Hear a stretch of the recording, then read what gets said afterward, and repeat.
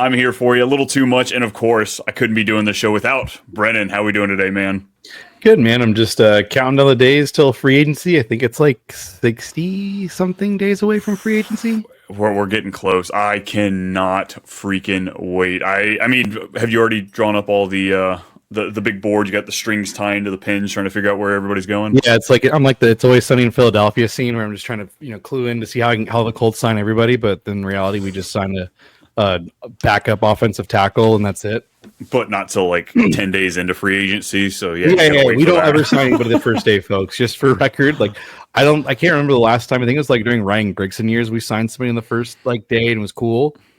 It's probably a rugby player too, or some German player. Yeah, it was like Greg Toller, and we were just like, sweet. Oh, folks, we hope you have it a little bit more fun than we do, because you know what? That's really what I'm excited for. The other 31 teams to watch, to see. But coming right off a little bit of news here, it looks like Tee Higgins will not be hitting free agency. Again, we don't have anything official, but it looks like they are going to be franchise tagging him for the second. This is the second year, right?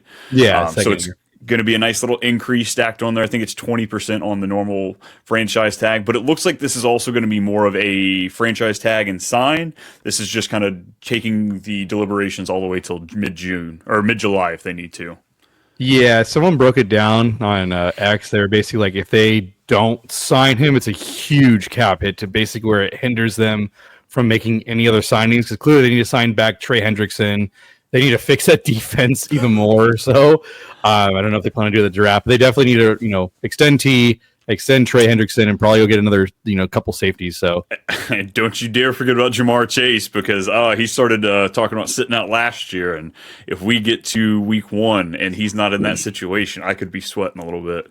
We got some Kelce news. We have rumors. He's saying he's going to take some time, figure it out. Does he come back? Does he walk away with that? But I mean, the inkling from the franchise, what were you getting out of that? The statement coming from them? Where are you looking? So they're obviously never going to tell him to please retire, but they can say it in ways that kind of degrades you without degrading you. They're like, we'd love Kelce back, but we'd want him back in a reduced role and more so of a mentorship role towards the tight end room. Let me ask you this: how many other tight ends? So let's say if Travis Kelce is back next year, how many tight ends could you comfortably say you'll draft ahead of him? Is he still in the top 12? I would probably have him ranked there, but I wouldn't draft him there. I would not draft him there because he's going to be touchdown or bust, essentially. I think going into it, I don't think he's going to have the target share that you're going to want to be happy with, especially in the Chiefs' offense. Yeah, I think he should retire. I think he's already cemented himself as a top 2 tight end. Some people have him as the greatest of all time. First ballot. Yeah, he's a first ballot Hall of Famer, and he's going to go make more money doing commentary in his podcast on ESPN with his brother. You can live a very good life and marrying almost one of the richest women in the world too. On top of that, dude, he's fine. I have no problem if he retired. I think this is the right time to call it. I think so too. Speaking of guys who said it's the right time to call it, Ben Johnson, let's segue into the coaches here. He had fun in Detroit. They didn't make it to the Super Bowl. He called it quits heading down the road to Chicago. So Chicago hired, like I said, Ben Johnson as the head coach. We've got Doyle coming in as the offensive coordinator from Denver. He's not calling plays. Ben Johnson is, so he's just there to learn a little bit. And then Dennis Allen, fired Saints head coach, is up there at defense. Thoughts? Give me your breakdown here. Before we start, do you think they should not do the head coaching interview for playoff time? Do you think there's some sort of alignment that messes with their heads? Do you think it really messed up the Lions game because they, obviously Aaron Glenn and both Ben Johnson were interviewing, and a couple other guys like Kellen Moore, and stuff like that? I don't think so. I do think they should be able. I get the whole I think it's the first 2 weeks into the playoffs they can only do virtual stuff. They're limited, which I think that's good. But at the same time, if we're waiting till after the Super Bowl for some of this, some coaches are going to get picked up. It's a smaller window for them to figure out what they're doing. But, the Combine's right around the corner. So if they were waiting till after the Super Bowl, so I don't mind it. I get it gets a little messy in there, but these franchises need coach sooner than later. So if you're having to wait, you're rolling the dice. Yeah, so in regards to Ben Johnson, he was obviously the cream of the crop this offseason. He was everyone's one of one. He obviously got paid as a one of one. I think he is the 3rd highest paid head coach as a rookie head coach. So very impressive. Declan Doyle won't be calling plays. However, though, he is a hot commodity, I guess, from Denver. They said 28, that 29 years old, something like that. they were talking about him as like the second coming of Christ coming out of there. This is very interesting. Like they said that he's a really great offensive mind.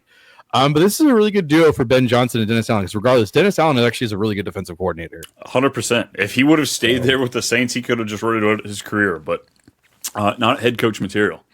Yeah, some guys just aren't meant to be head coaches. I mean, Ben Johnson was a very, very good offensive mind with the Lions. I mean, let me ask you this, though.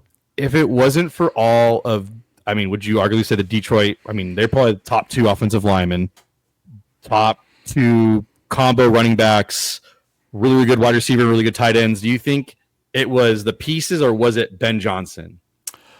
I think you can say it was both. Like, I mean, if he didn't have such a great offensive line, talented running backs, do I think they would have achieved what they did as far as like leading the league in points and all this kind of stuff? Maybe not, but like Amon-Ra is great, but the receiving core hasn't been amazing. You know, Jamison Williams just kind of blossomed this year. He didn't even have him for the last year and a half due to off-field stuff. So I do think it's just a marrying of both worlds, but that is what makes me skeptical about coming into it, at least year one.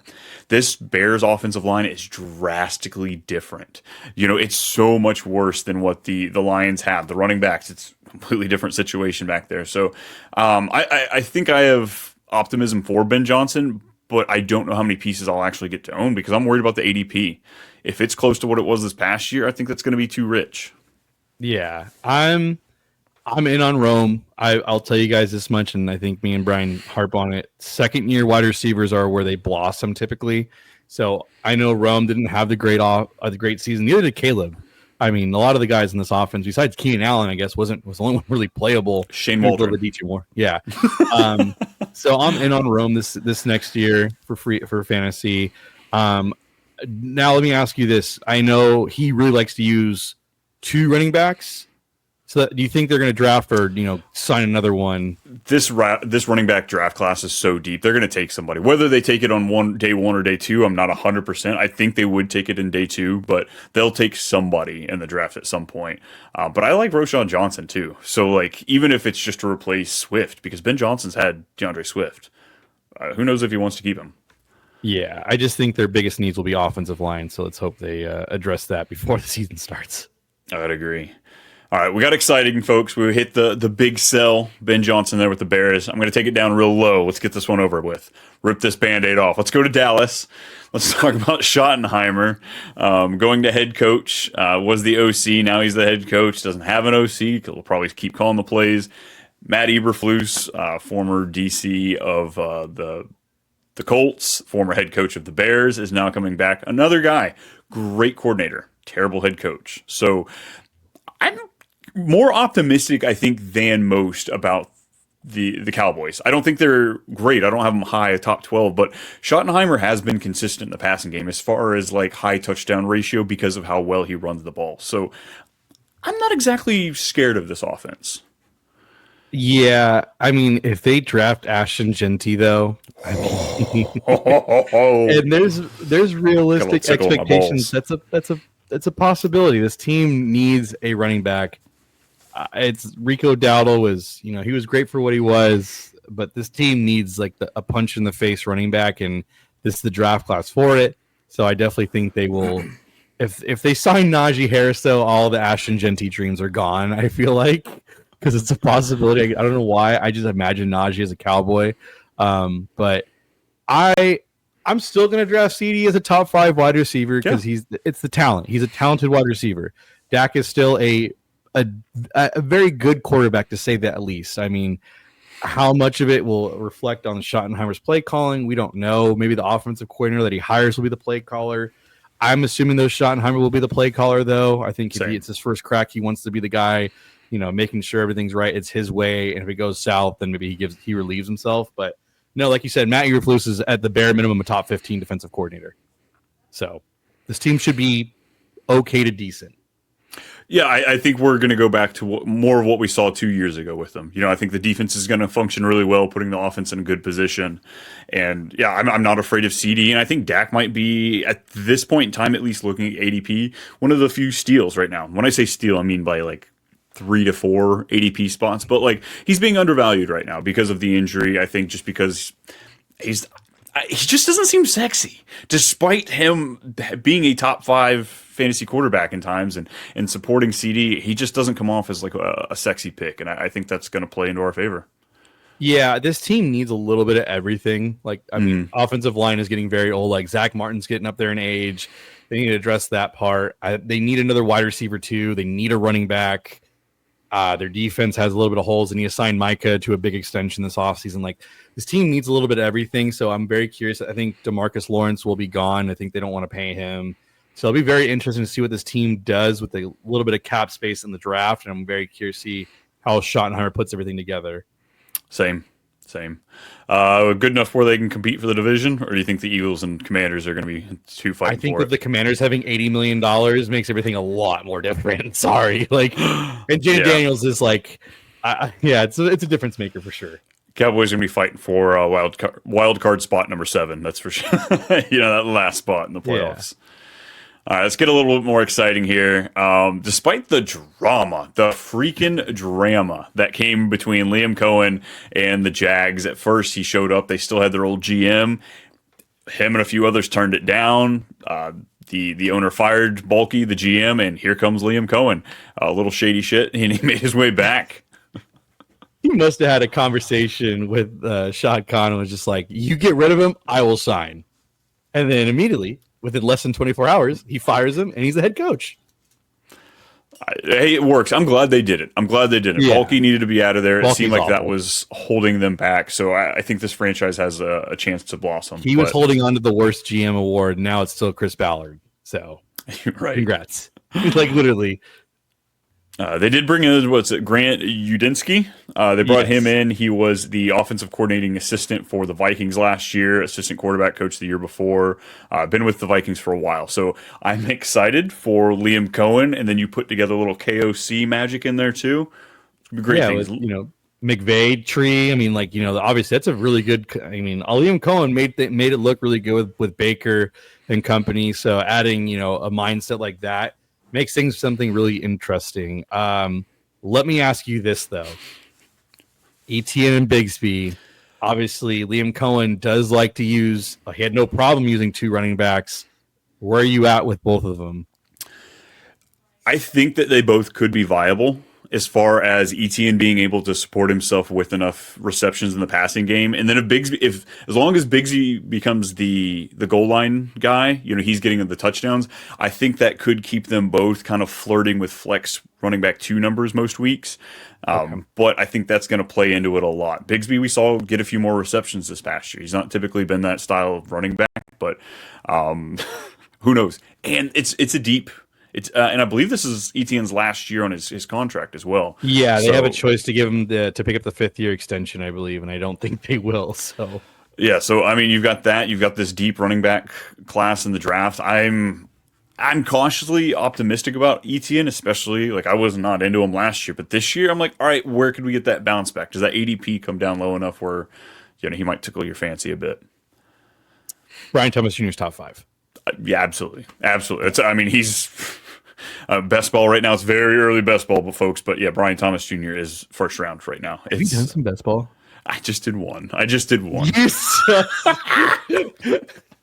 could not. I was like, let me just figure out where ADP is right now. Just one. I'm going to wait till after. I'll hop in one probably sometime this week. That's funny. Oh, it's ridiculous, folks. Hey, if you're watching this video or listening to it on the podcast, you got the same problem we do. So no judgment. True. Not wrong. Evan Ingram, are we going to be excited for him and or Christian Kirk if we get him coming back? I don't think Christian Kirk is coming back. I feel like they might go back-to-back first-round wide receiver. Oh man, I'm very torn They're about the wide weird receivers spot. this year. I think I can see him go O-line and address that. But I'm not sure. This team, Chris Godwin coming up from Tampa with Liam Cohen. I think he's gonna stay. I guess he wants to retire a Buccaneer. It's kind of weird. I thought for sure he'd want to hit now with Tee Higgins coming off. He is now the hot commodity. I would love to see him go up there with Jacksonville. He's such a great run blocker as well, but being able to fit him in there with Brian Thomas Jr. Oh gosh, am I drooling?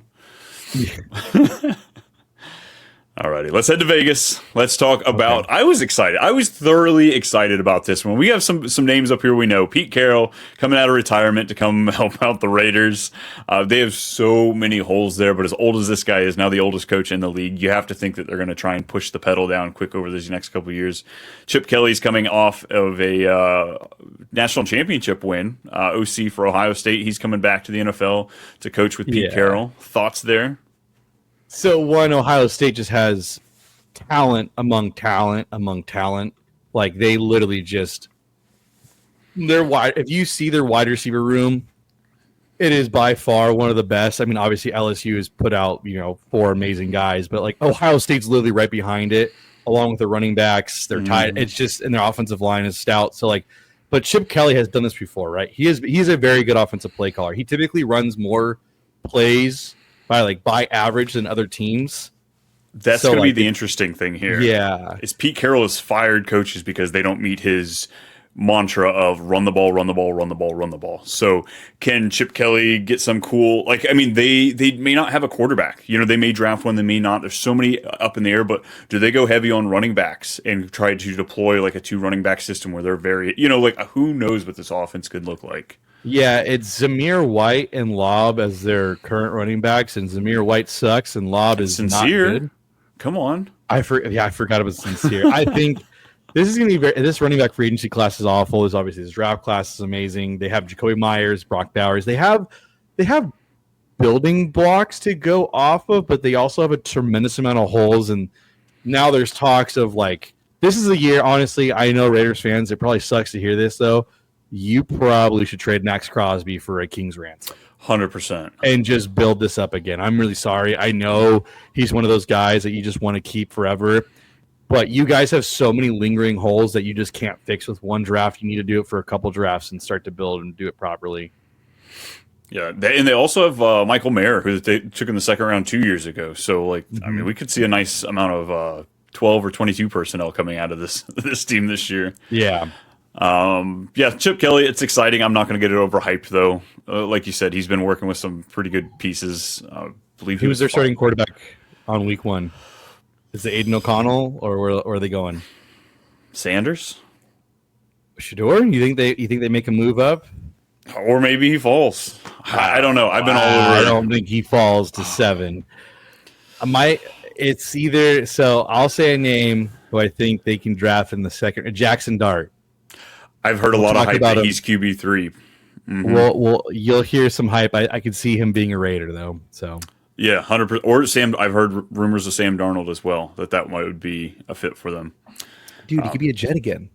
That one makes sense. Come on, the previous regime is gone. Why not? It's true. Alrighty, we're gonna go up there. Not quite the Jets. Same division though. Let's talk about some names. Close. We all know these names here. Mike Vrabel came from the Patriots. He's back with the Patriots. Titans head coach for so long. And, of course, Josh McDaniels cannot stay the hell away with his 3rd or 4th stint as the offensive coordinator for the Patriots. Yeah, this is a Patriots fan's wet dream right here. Vrabel and McDaniels back there are just cream and pies over there. And I know pride-wise, he wouldn't do it, but why did Gerard Mayo not come back as the defensive coordinator and we just plaster all 3 guys in there? Yeah, honestly, this is Vrabel's obviously a very good leader of men. Josh McDaniels is a very, very good offensive play caller. Terrible head coach, shitty human being, but very good offensive play caller. I honestly think this helps my feelings about Mike Vrabel being there with Drake May. Because otherwise with him and Drake May, I'm like, he's going to want to run the ball a lot. He's going to want to play defense. But Josh McDaniels can make some amazing things happen and doesn't need a whole lot. So even if they keep this crap, because this receiving core isn't going to get Tee Higgins now. We're seeing that. So unless they make a big move for, some of these wide receivers, Garrett Wilson's off the table for him. So they have pick 4, right? Pick 3, I think. Is it 3? No, the Giants I thought had 3. I think they have 4.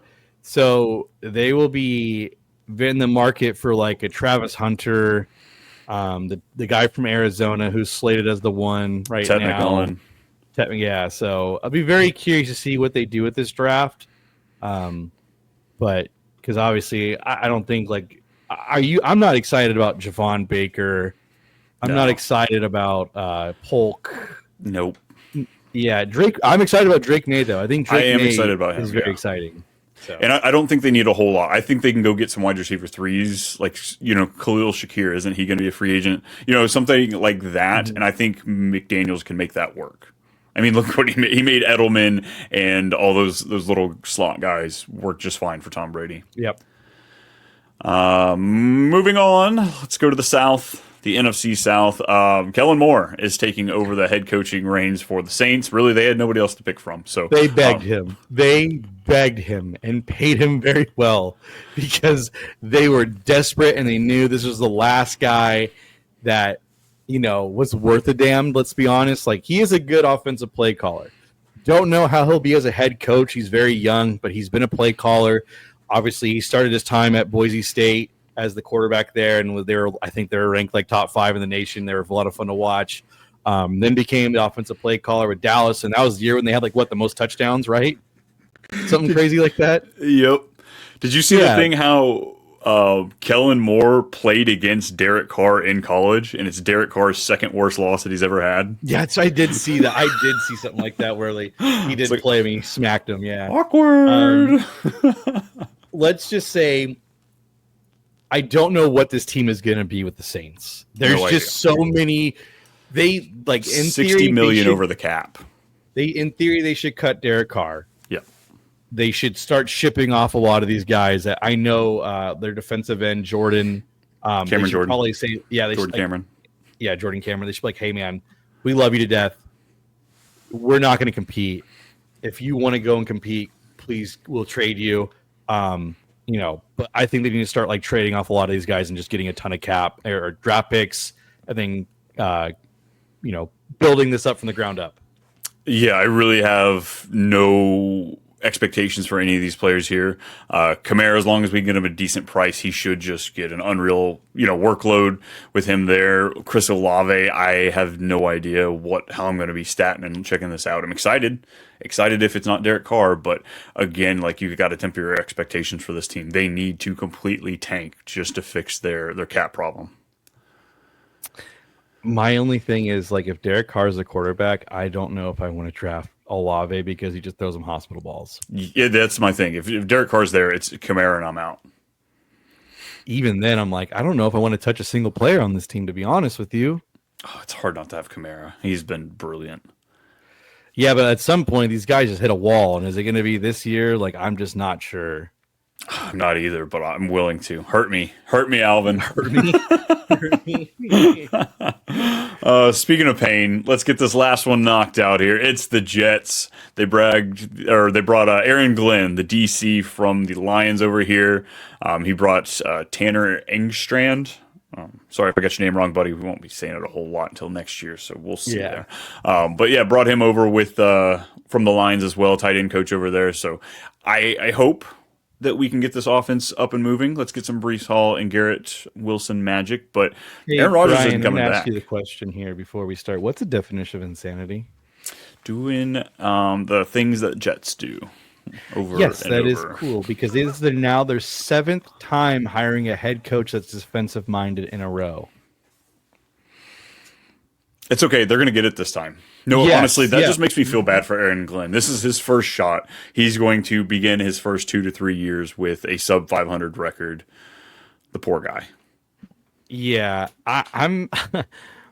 I think he made the right move at offensive coordinator. I think bringing in someone he's familiar with that's obviously was under Ben Johnson. Great play caller, great offensive mind. I'm just curious of obviously who's their quarterback. Because it's not Aaron Rodgers. Is it Jordan Travis? Obviously, he's kind of polarizing a little bit. He was played at FSU and they were ranked really high, and then obviously he tore his ACL or broke his knee or something like that. Missed all of the rookie year.